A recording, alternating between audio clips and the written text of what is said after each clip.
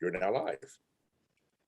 Hello and welcome. This is In Between the Pages, a little bit of a twist. You see, JLJ, who's actually my guest this evening and will be for the next 3 weeks, has decided to open up Pandora's box and have a bunch of guest hosts ask him questions. I'm saying a bunch of guest hosts contribute to the brand of In Between the Pages. I've been honored to talk about this today. You see, not only am I a comedian, not only am I a host, I do play the music's DJ extraordinaire Flobito, as you can tell, in Southern California. Please book me today. And well, let's talk about the musician, James Lott Jr. Here's somebody with a decorated catalog that keeps growing by the day. And this is in this first episode, we're talking about his relationship with Chog and his love of Christmas. JLJ, thank you so much for being on the show.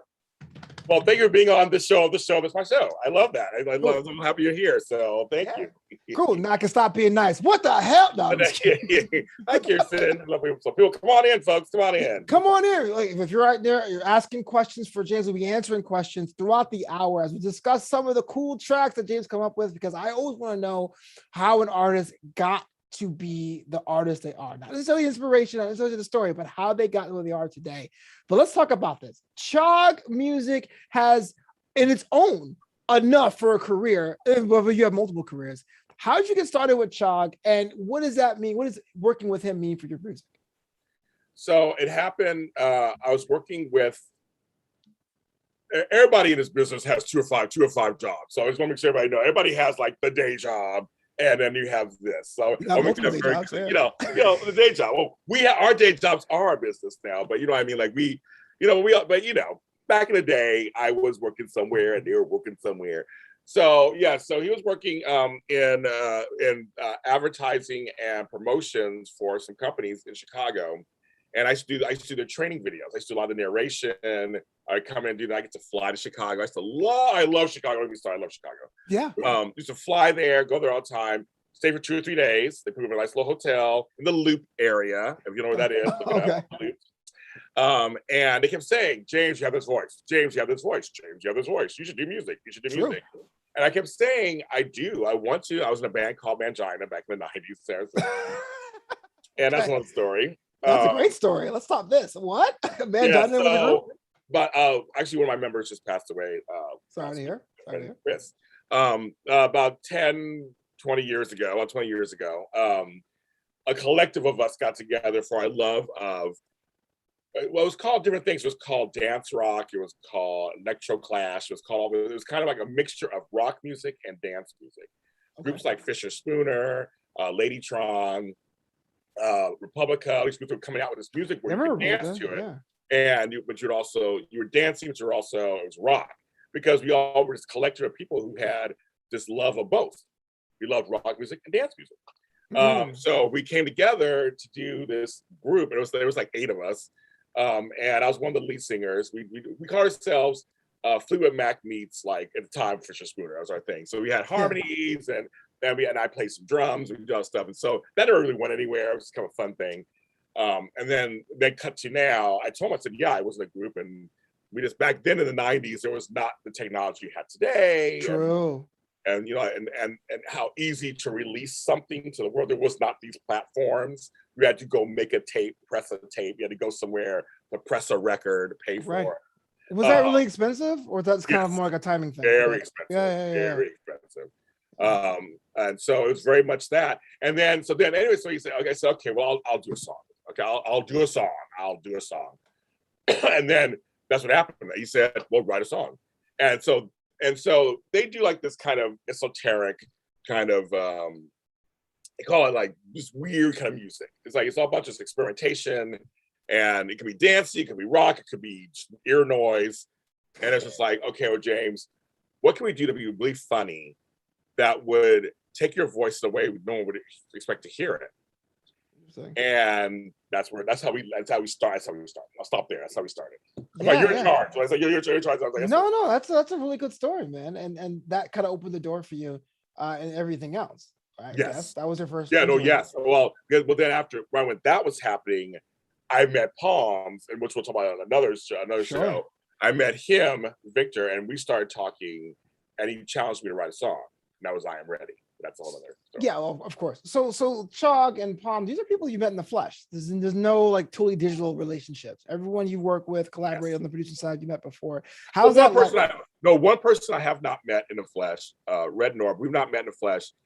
We actually met online. One of my songs got his attention because people always say, okay, sounds like my next song, how funny I would. That they heard it and was like, hi, can I do a song for you? Yeah.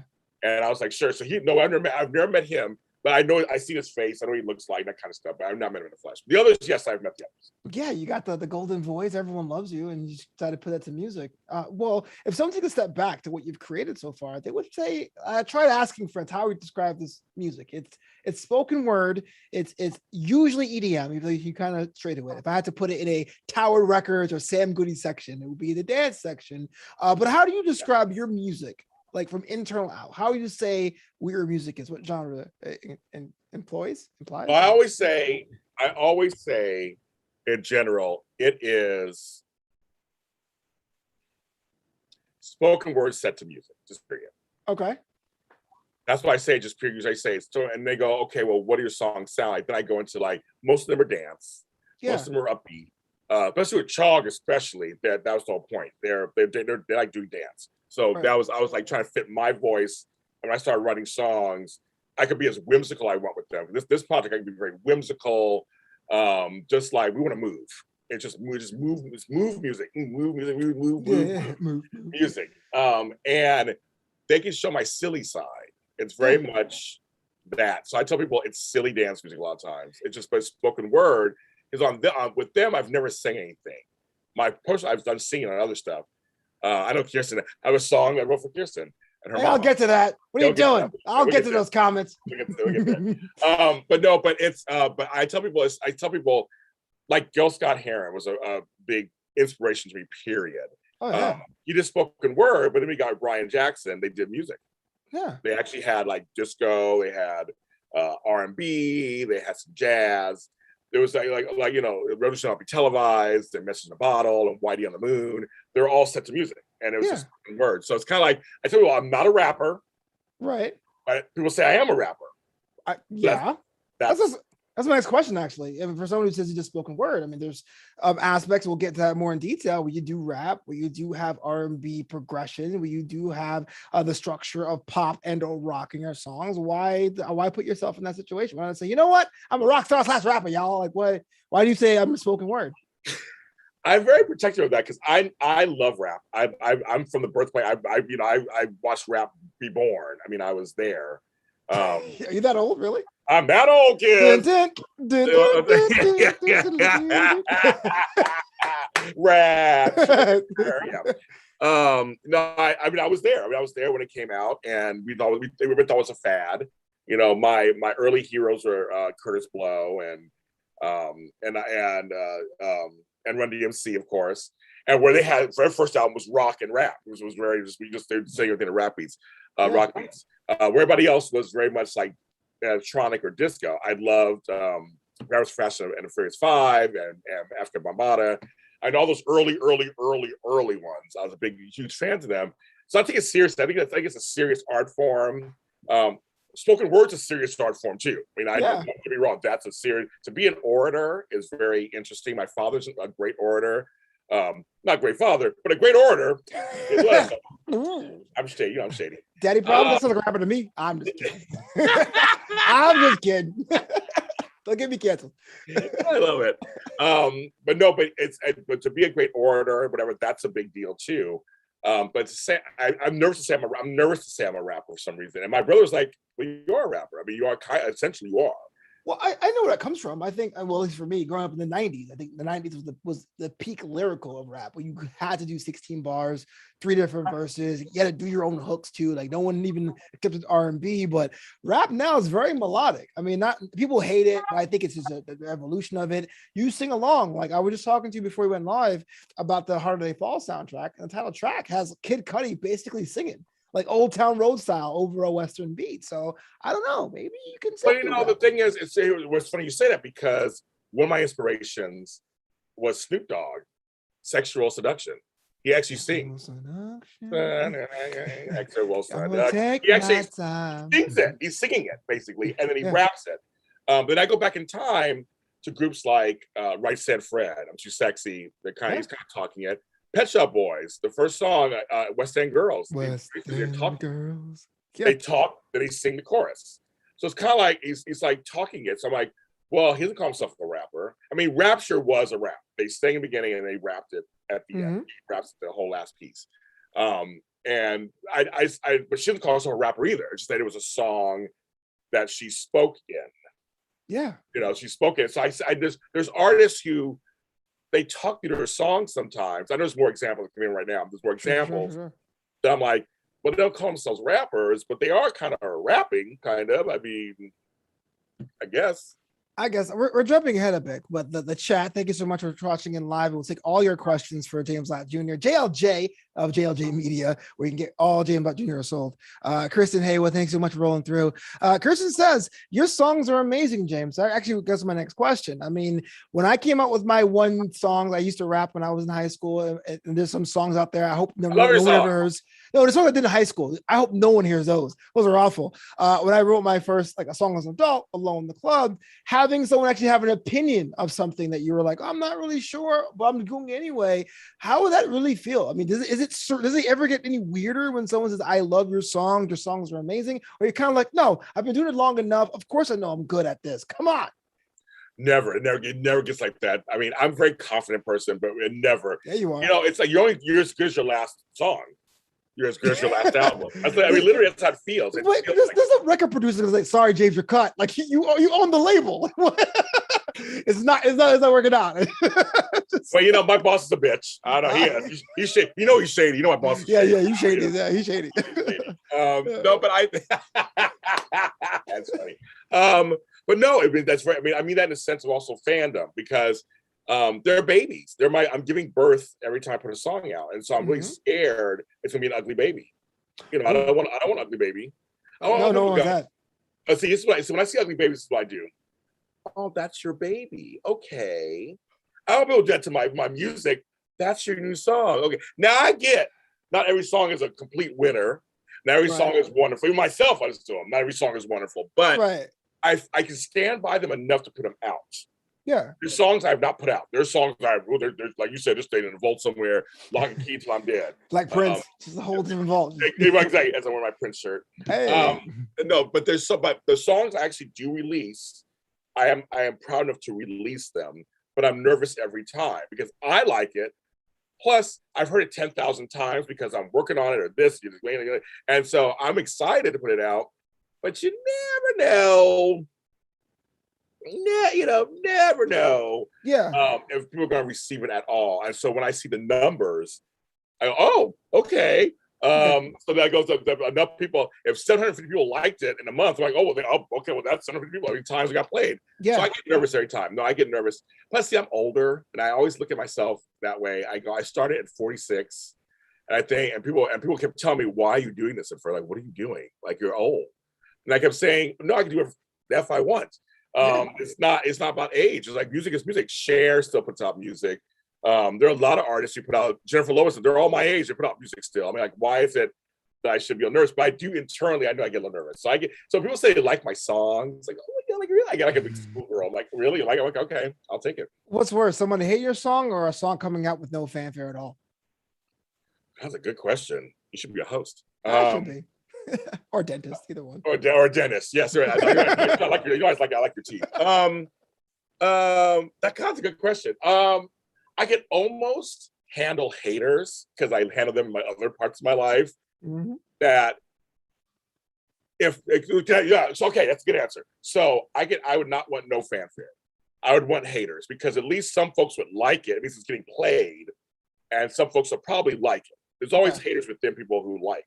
Yeah. So I would rather have the haters, but not if there was no fanfare. If I got 0 listens, on a song, I would be devastated. I'm curious. I mean, you do the opposite. I feel like if someone saw it, I'm like, well, there's content everywhere. I guess no one had a chance. But if someone's like, this is terrible, I would jump out that window. Granted, I don't do much music. I'm coming from the writing side. My last book didn't do so well but the one before the one I came out with didn't do so well. I didn't touch writing for like 5 years. I was like, I can't do it. You know what I mean? So I that's just interesting talk. Yeah. But let's talk more about Chog in particular, right? You have many collaborators, and we'll get to them in this 3-part series. But what makes Chog different than anyone you work with? I love that. I love it. I love them. I love that. It can be silly. It's a side of me, and I've gone through a journey with them that's very unexpected, and I'm sure we'll get into it while we're here. But Is it duo, trio? A duo. It's a duo. Okay. So it's Matt and Pete, so they're great. But it's a journey that we've gone through together that we've never expected in a million years. And just for everybody out there at home, this is the first EP we put out, actual CD version of it. Oh yeah. And I cried when I came out. But I'll tell you the whole story later about that. But we went through a journey with them. I've gone through a journey that I've never expected. It's taken me places I never expected either. It's a fun offshoot project for me because my main albums are my album. They're the ones I work really hard on. Not saying I work hard on these, but like they're the ones that I'm like, yeah, this represents me. But there's pressure that's off of me because it's Chog and James Lott Jr. So it's like if it fails, it's both of us. And Misery Loves Company. It's not so much the James Lott Jr. album just flops. Then it's like, ooh, it's all me. Yeah, it's kind of like a fashion label. There's like Marc Jacobs, and there's like Mark by Marc Jacobs. It's still exactly. Yes, exactly. Nobody's a Mark stuff. It's fine. Yeah, so that's kind of seriously. It's kind of like that. And I guess they're mainly the guest has some other side name they have for their children. Right. Yeah. So I know it's kind of like that. It's literally it's like it feels like if this kind of flops, it won't be as bad as the main thing if that flops because I really want the James Lott Jr. thing. But I love them. It's just so much. We go to the studio. We're just like, what the fuck? Let's just see what's going on. And just tinkering us. I'll bring my keyboard and we'll just start tinkering on stuff. And literally magic is made. And not all of it's silly because after I had Bell's palsy, when I started getting back with them, the first songs I put out on that 7-song EP was very different than the first album. So that's yeah. Yeah, let's get into the discography, if you will. I was actually watching the Instagram story, and you use "Oh My God, Like Totally" as the song, which is pretty cool. Before we get to the 5-song EP, "Oh My God, Like Totally," was that like your Frank Zappa Valley Girl answer? Like, what was the thing behind that? Good eye. That's very good. Okay, that's very good, Flobo. You're smart. You're a smart person. So no, because so at the same time, I was working on "I Am Ready." Yeah. So with Palms for myself. So and that song's much more serious. So you very much about the universe, and I'm giving a message song. Maybe we'll say that's a song I wrote for myself. That's my entrance song, basically for the rest of my life, or whatever. Yeah. But that was more serious. This one, it goes back to what I said. They go, where can make your voice sound really weird? Like it's not make my voice weird, but like put it in a weird thing. And when I was saying to my little niece, I was going, "Oh my God, like totally," and she would just laugh. She was like a year old, and he goes, "Your deep voice saying 'Oh my God, like totally' set to a dance beat would be hilarious." I got you. Because no one, it's the juxtaposition. No one would expect that. Right. So I say, she goes, "James, get in the booth." This is back we could all be in booths together and shit and all that stuff back then. Mm-hmm. So he goes, "Go in the booth and just keep saying it." I go, "How should I say it?" He goes, say like a Valley Girl, but just keep your deep voice. Don't try to make it higher. Just like, "Oh my God, like totally." Yeah. "Oh my God, like totally." That's all I said for 4 or 5 times. And then actually 2 days later, they sent me the track and go, "Here it is." And I laughed my butt off, like, that's the song. I go, the music's really good. So I Am Ready came out first. And then literally a week or so later, we released this. "Oh my God, like totally." And they both got lots of attention. And it's funny, at AfterBuzz TV, a foreign place that we used to be at. Long time ago. I decided to bring it up, but it's important because I would walk into the studio and they were playing that song. Wow. Marissa Serafini, who's a friend of ours, one of my co-hosts, said we would play it to pump ourselves up and getting the studio ready. That was one of the songs we would play. Oh, that's great. That song got me a lot of attention, and I got my first royalty payments before I Am Ready. I got it from I Am Ready. I consider that is my first song ever I put out, but this song I got my first money. And I was like, oh, I make some money out of this. I mean, it wasn't like I couldn't buy a house, but it was just like, oh, I mean, this is like, okay. The So artist struggle. Like this is my art, but this one got me paid. What do yeah, I do? exactly. I was like, let's go over here. I remember Jack White from the White Stripes, his song Seven Nation Army. Seven Nation Army Can Hold Us Back became like a song they play at soccer games in the stadiums. Yes. And over time, people stopped realizing it was a White Stripes song. They thought that was a song you did at soccer arenas. And he had this thing that was really poignant. It was like, you know what? As long as it becomes part of tradition and legacy, which it is now, then my job is done as an artist. And so at AfterBuzz, even though it's still a hiatus, for a while, it was, a song you played. It was pretty cool. Pretty cool. I thought it was very cool that they played class. I didn't ask them to do that. And I would come in. They didn't know when I was coming. They knew what time I was coming because they knew when my shows were, but I come different times. And so I would come in, literally it was on. And I was like, this is such a trip. Yeah. But a lot of my girlfriends loved it because it's a fun song, way to go to the club. They thought it was so cute. And so that song, because that's the fun song. The I Am Ready is a message song. This was the fun song. And so literally what I did is I showcased two sides to me at the same time. Yeah. Which is kind of, I can be very serious, but also be very silly. I can do both. He does it all. Wassup Haywood says validation, which is what we need as creators. But the 5-song EP came out in 2018. And to it, true to his name, a lot of different emotions are running through this. Now I know there is a lead single there in Honeyland. We'll get to it in a second, but I really want you to walk me through Crown Upside Down. The dark chocolate, if you will, of this milk chocolate album. It's weird, but in all the best ways. It's almost like a fictional character that's just living life on a different beat. What was the thought process behind that? So here's what's funny. So the first song I ever wrote in my entire life, I realized, was Crown Upside Down. Ever. Wow. My granddaughter, she gets credit on the song, Scarlett V. Pope, who was the kid, comes from a musical family. Her father was in bands called Ghost River and Honey Spot in Sacramento. They put out albums, had much attention. Her uncle was a part that was in bands also in Sacramento. So that side of the family was like, they were all in music. So her musical came out a little bit, kind of came out in her as a kid. And I was visiting, Papa Jamie was visiting, and he was playing guitar. Mike, who's my son-in-law, was playing guitar. But we came up with this song. I remember I actually wrote it down. I wrote it down. So when I was going through my stuff, and we didn't know we were doing an EP at first. We were just recording songs. Yeah. We had released Honey Lamb, and oh my God, we released those first. They said, well, maybe we put a little EP together.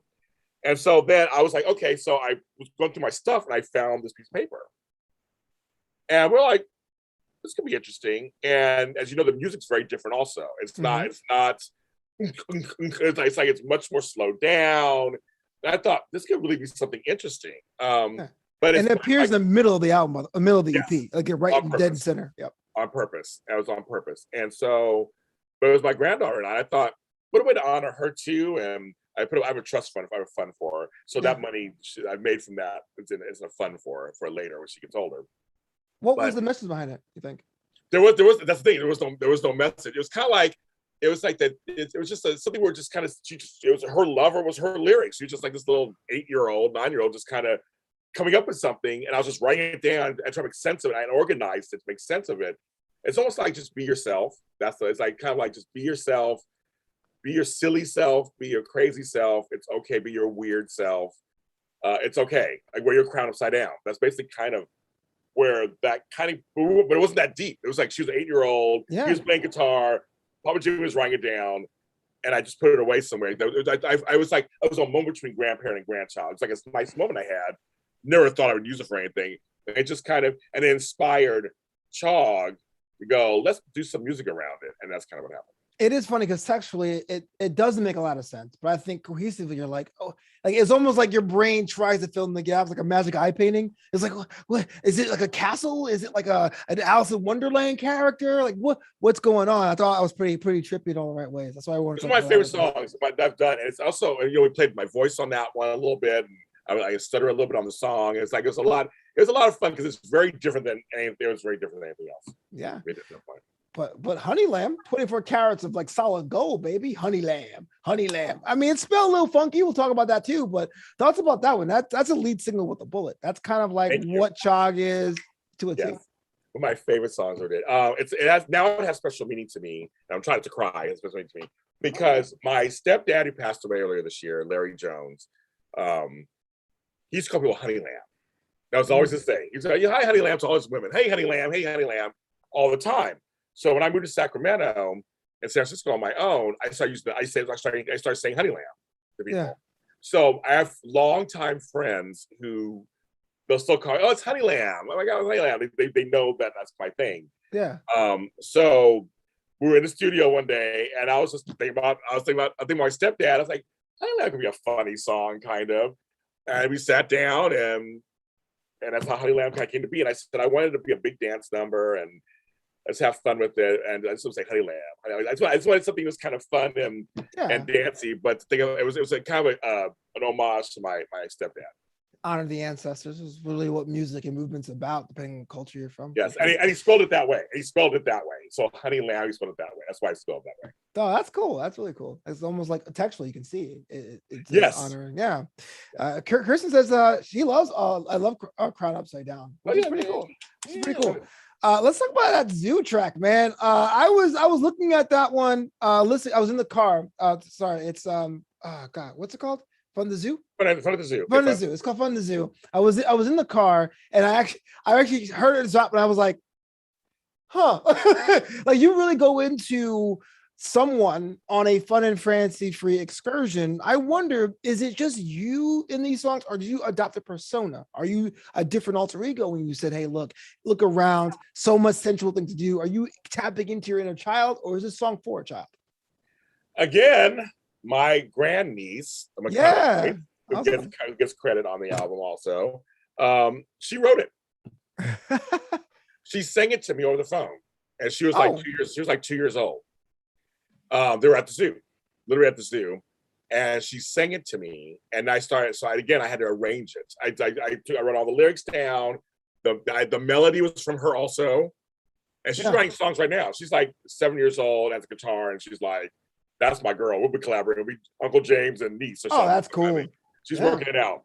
But she wrote the song, basically. I just put it together. So I wish it was that deep. It was more of that she wrote it, came up with it, and we decided to add we added the jungle thing in the beginning, kind of just add that in there. No, it was that. But to answer your question, the other question, which is a good question, I immerse myself fully in every song that I do. I do fully immerse myself in that. I feel like I'm in that situation. I mean, I'm a writer myself just anyway. So I'm when I'm writing it, I picture it.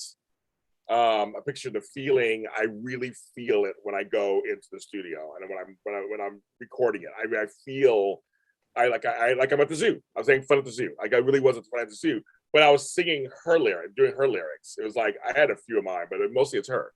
And I wanted to honor her. And again, I have a thing set up for her too. But it was this album was very because it wasn't supposed to be an album. We were just doing songs, and then all of a sudden we're like, okay, we'll do an EP, put it together, and see what happens.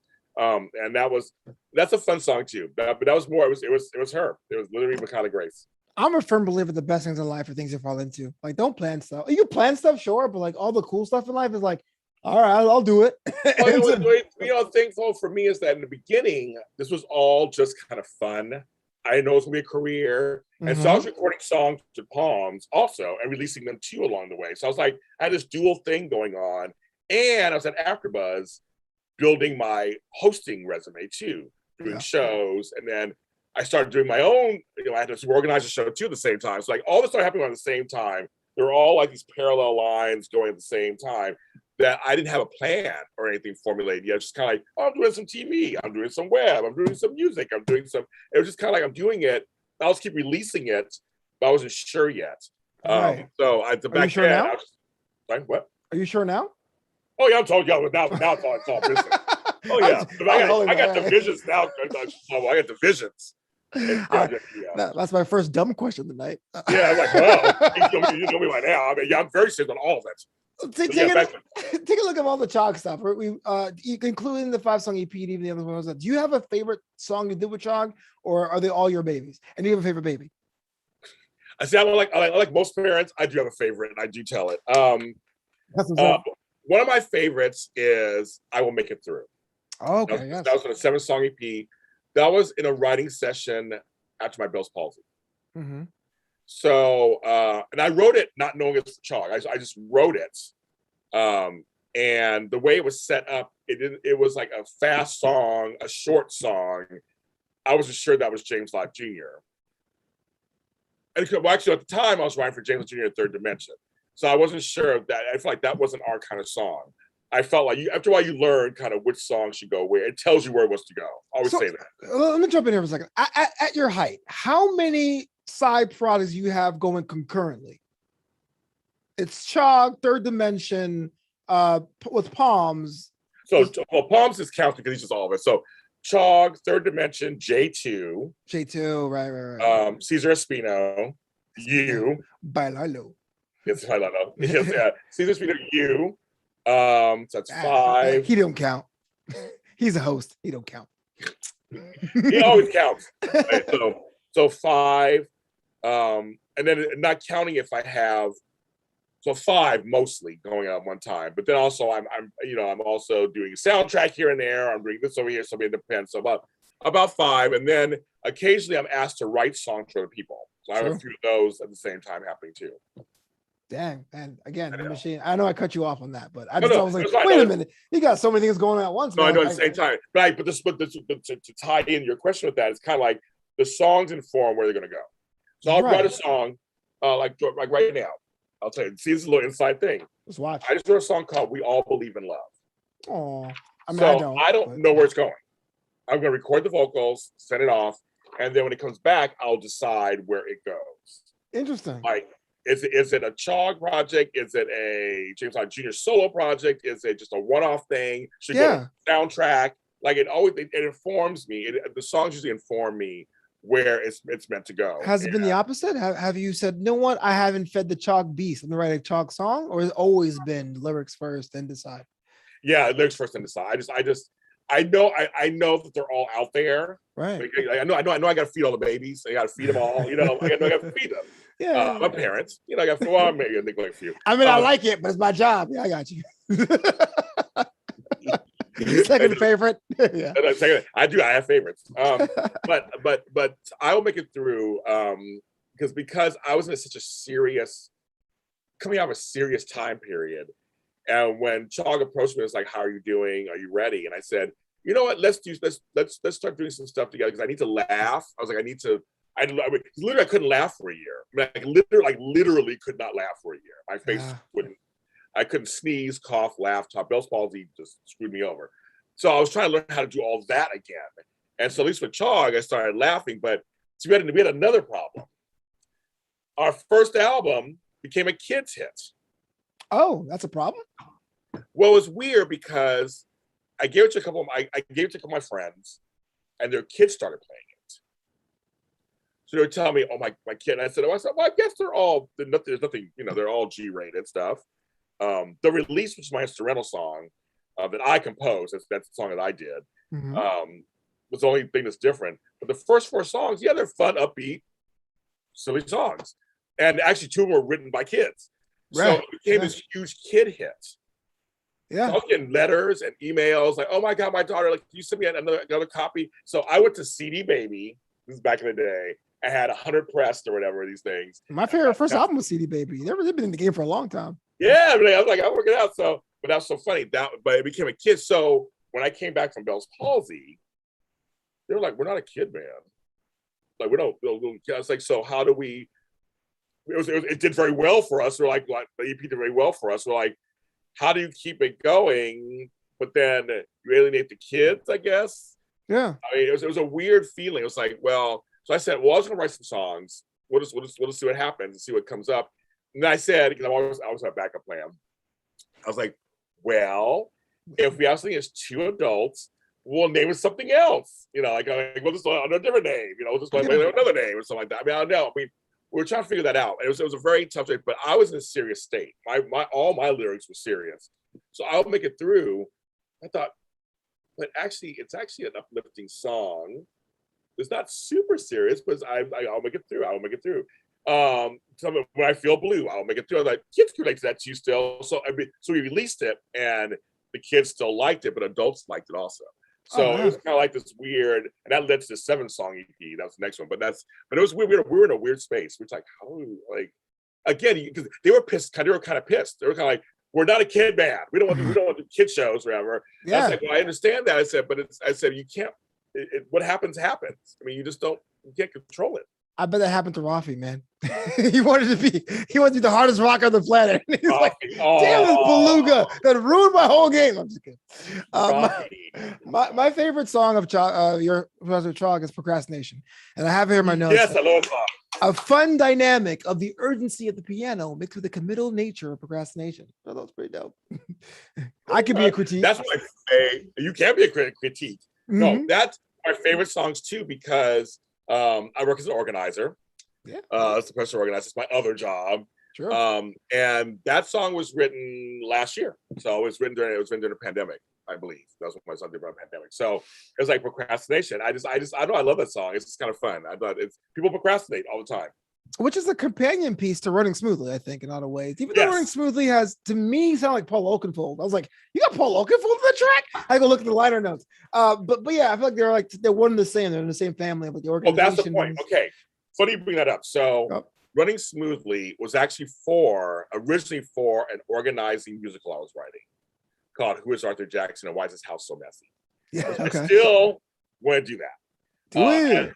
And one of the songs on J2, released on J2's EP, is from that musical, actually, called Angela. That's another story.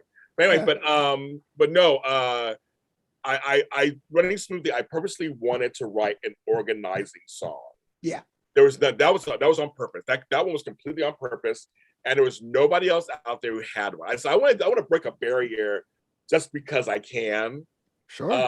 And that's how Running Smoothly came. Like I literally was focused on, I want to write an organizing song. So yeah, Procrastination is completely a cousin to it, or a younger brother. Does it still apply, or are you looking to do like a 2022 update? Is that something that to be updated, or did it still hit the way you want it to? Because it's based on a profession. Yeah, no, I like it. I like the way they are. They're fine. Once I'm done, I'm next. I'm moving on to something else. I achieved what I wanted to, Flobo. So all right. Then look away, turn away from the explosion. Yes, got it. I'm with that. There's two songs I want to compare and contrast, and if I'm totally off base, don't say it out loud. No, I'm just kidding. There's almost like a yin and yang here with these two songs. I'm not sure if it's intentional or not, but the I Will Make It Through is on one side. But on the other side, you have Life is Gray. And Life is Gray and I'll Make It Through had this dynamic where it's almost like a helix, kind of like, well, all despair, but we can always press on. Was that intentional? Was this happenstance? Walk me through that. That's very true. No, it is. Because some songs just see, I love a sequel. You know me. I love a sequel. And cliffhangers. Spin-offs. And then, yeah, I love that. No, it's some songs. Okay, so Life is Gray, pieces of those lyrics were written the same time as I Will Make It Through. Okay.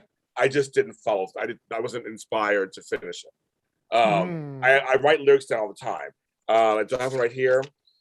I have lyrics everywhere. I have this lyrics everywhere. So I had what I was looking at earlier today. I was going to read it to you guys, but I don't see it over here. I must have moved it around. But I write lyrics all the time. Oh, I can throw that away. Organizing. But I write lyrics and things all the time, and I can say right here. I'll show you. And then then I'll dig back in.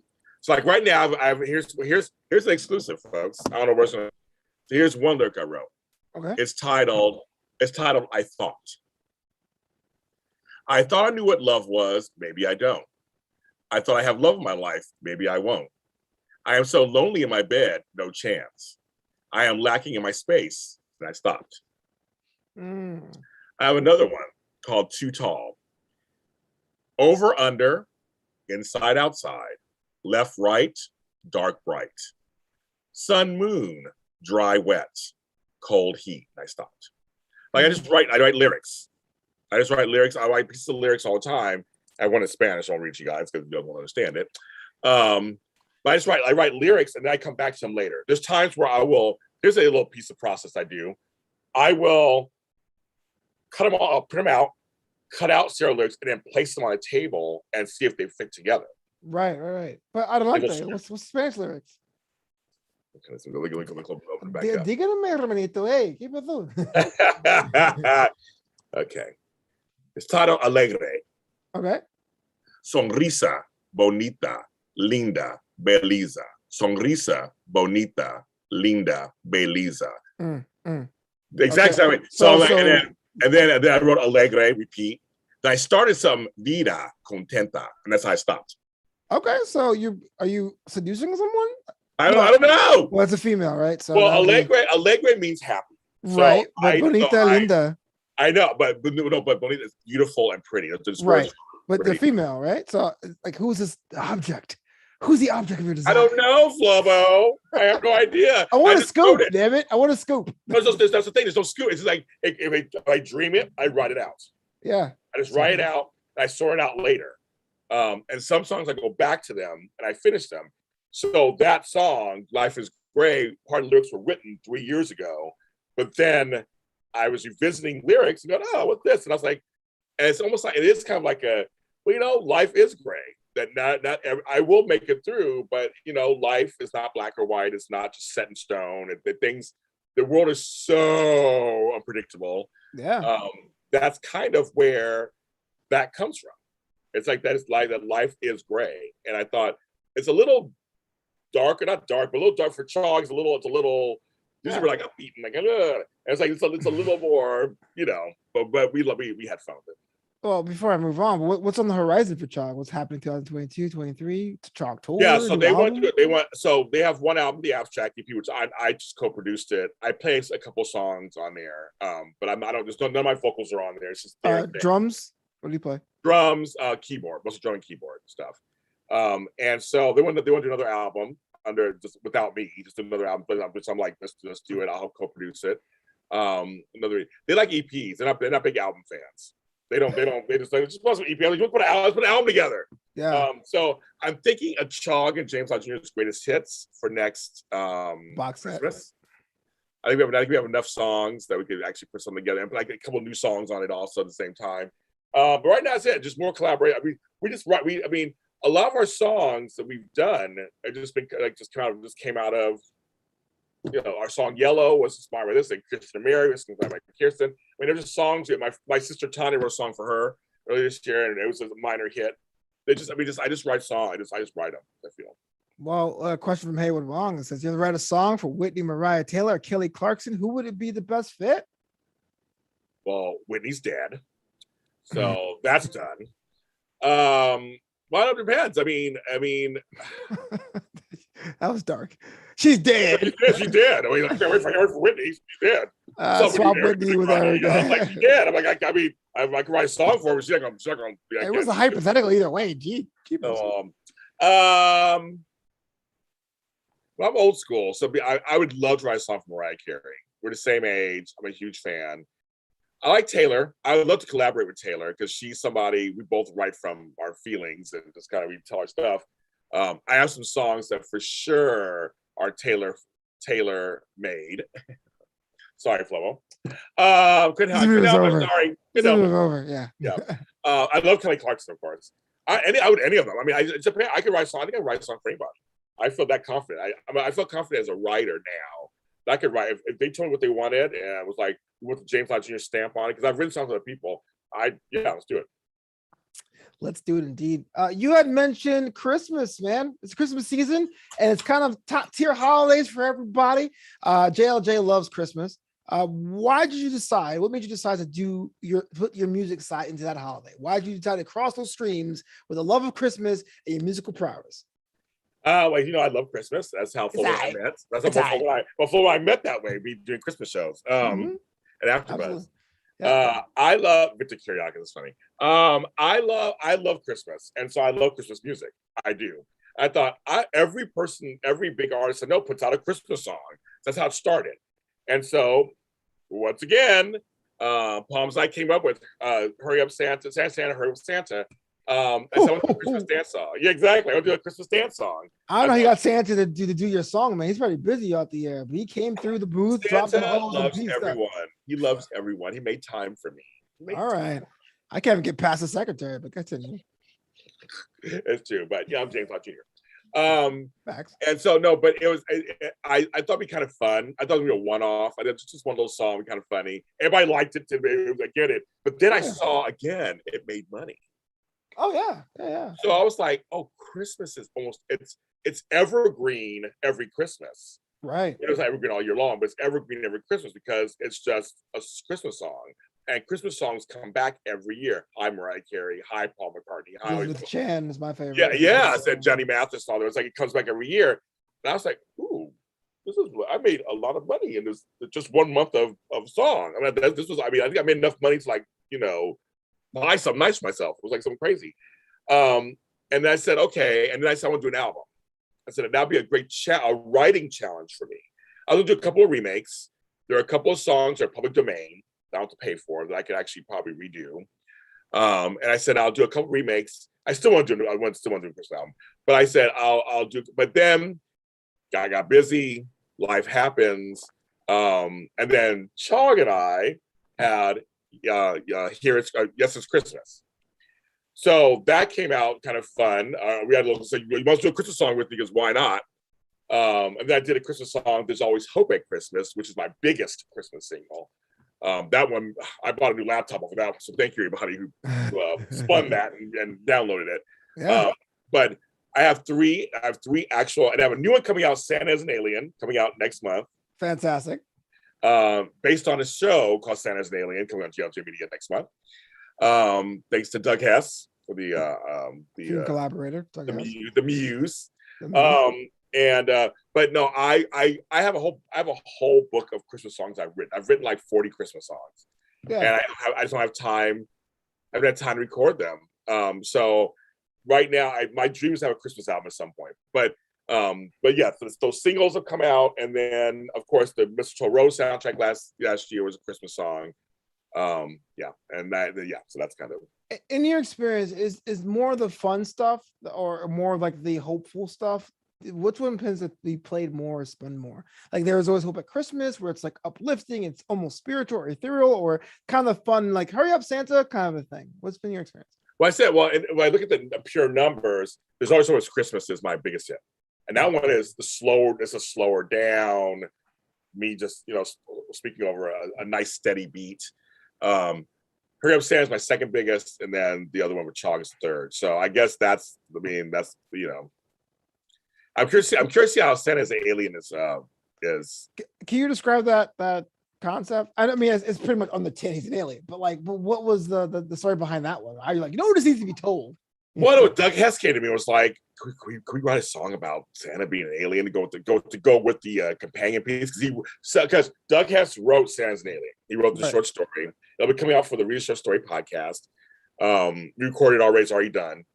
Starring him and his son, Drew Hess. So now they got his son in the fold. And so, but we were talking afterwards. I go, well, I could write a song to anything. Let's sit down. So I sat down with him and I was like, okay, what if I take some of the stuff from the show, apply it to the song about Santa being an alien, how he gets around town so much, how are those reindeer or are those, UFO? Like we kind of did a play on words. It's a fun poppy Christmas song. Play on words, awesome. I know your favorite. It's Doug Hess and me. That should tell you something. Oh my gosh, the whole thing is a visual meme. I mean, it'd be great. I bet it'd be awesome. Yes. But no, that was it was a fun song to write. It was an odd, because again, now I'm writing it for a show. I'm actually writing it. It's connected to something. But then I know when the show is over, the song will live on its own somehow, hopefully year after year. And it's a fun, quirky song. I want to talk to you a bit about Mistletoe Road. It's a Christmas album that stands on its own. Great. But there's a companion audio dramedy. Well, drama, I would say. That goes with it. And even though I was on it, as you wrote, holla at your boy. Make sure you watch it now or download it now. What's that been like? I know there's a dream of yours to have a music and lyrics kind of Broadway show, if I can say that out in public. This being the first taste of that, what was your experience like to write a I loved it. Oh my God! I as you finish your question sentence, I can just jump in. I love it. No, it's a challenge. Because at the same time last year I was writing for the movie Vex. So I was writing a soundtrack and I was writing a soundtrack. Yeah. One for a movie that I didn't write, and one for a series I co-wrote. So I was trying to like, it's a whole different process because it's not starting from scratch. Okay, well, you're starting from scratch all the time, but you're not starting from scratch. Right. It's already a material that's out there. I'm trying to make the song, especially Mr. Road last season, every episode has a song. Yes, it does. And every song goes with the episode. But also, there's the one big piece last year. If you haven't watched the series, there's one section where they have to perform at Christmas City. So that piece had to be written too. That was like the centerpiece. That was like the big, almost like they actually perform it. So I had to like, and I have people who don't do songs normally, like Flobo, Travis, and Happiness. They don't do songs. Christina, they don't do songs. So it's like, but also it was going to be in my style. So it was the first time I heard my lyrics done with somebody else being the lead and me being the background. Yeah. And it's still my style. It's like you always say everybody has their style. Burt Bacharach or Judy Jam, Terry Lewis, or they all have their styles. I guess I have a James Lott Jr. style. That's true. I guess it's true. So it was kind of like hearing Christina do Mary Mary, which was the biggest song of the album. Apparently everybody just loved that one. Or hearing Words and Names. Names. It's literally, or My Jolly Jolly was the second biggest song of the album. Jolly Jolly. Yeah, it's like everybody's so jolly. I know how it's like. Everybody's so jolly. It's so jolly. There's gotta jump in here, man, because I like the album. I like the album. The fact that I was on it. The songs I'm on are pretty whack because I'm on it and my voice is terrible. But there's so many things I've been nostalgic for. That what's cool about being a 90s kid born in the 80s is that nostalgia. We're the first generation where nostalgia is on demand. If I think of something, I can YouTube it and I can find it. But there's certain vibes you just can't replicate. And for me, going from an all-black elementary school, and I'm getting somewhere with this, to a very white middle school cross town, just to get a better education, there was like KTU back there, where KTU played dance music and the cold snap of weather in fall and winter in New York. It's very hard to describe, but I felt all of that with Mary Mary, which even though it was about a character song, there was enough of a feeling that as a listener, I kind of put into it where I had it on multiple spins. And so the question I have for you is, has anyone ever come to you and gave you an interpretation of your song that you were like, I had no idea that came from? I was doing this, you were thinking that? Yeah, so many times that's happened to me. And I love Flobito's voice too. I don't know, he's crazy. No, it's crap. Why are you saying, oh, hey, Kirsten, she's cool. Yeah, we like it. I like it too. Male lady, yeah. The male lady, the male lady, exactly. Yes, I've had people. Well, here's the funny. So I Am Ready.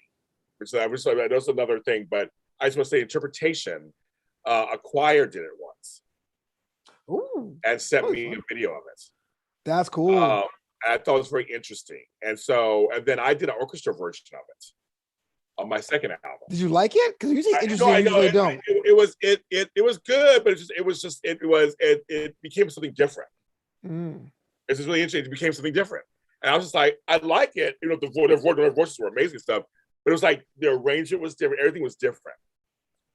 And I thought, okay, that's the first time I had a taste of someone taking one of my songs and deconstructing it and doing it their own way. To be honest, I wasn't a fan at first. I wasn't really a fan. I was like, well, I didn't do it. I didn't mean for that. Because I had a certain emotion I wanted out of that song. Yeah, they finally clubbed you, didn't they? Yes, they did. Yes, they did. I can't. That song is fun. I did. It's an homage to your song. I love that song. Yeah, Fun the Club available now. But yeah, I mean, so when someone does that, is it like weird? Do you say, "Hey, thanks for trying," or like, "Don't ever do that again"? Like, just you smile and nod and go, "Is that your baby?" That's your baby. Great. No, I know. I say thank you. And when there's another song I did called Angels There, again, this is for the James Lott Jr. stuff, but it's a song called Angels Everywhere that a producer asked me to borrow it and see what we could do with it as a female singer doing it. And I loved it. It kept it dancey, but just hearing a female voice opposed to my voice, that was interesting. I was like, oh, okay, that's very interesting. It's something that I didn't expect. I'm writing it from a male perspective. I'm writing it with my voice in mind. Every song I write is my voice in mind, unless I'm writing a song with somebody else. So that was very interesting. It's so great, man. You're still. But the Mr. Road thing. I just want to say one last thing with that one. Another thing with that one is that I'm very proud of it, and I think those 6-7 songs are great. I think they stand on their own, and we're doing season 2. I've already recorded the first 2 songs from it, so we're gonna get those going too. It's gonna be a good soundtrack. But I think I don't know. They capture Christmas on some level and the show, and that's I like the challenge of trying to match something up. And because again, it's from scratch, but it's not from scratch because there's already a piece that's already out there in existence. Now I'm writing to it. Right. That's a whole of the brain muscle that I'm using.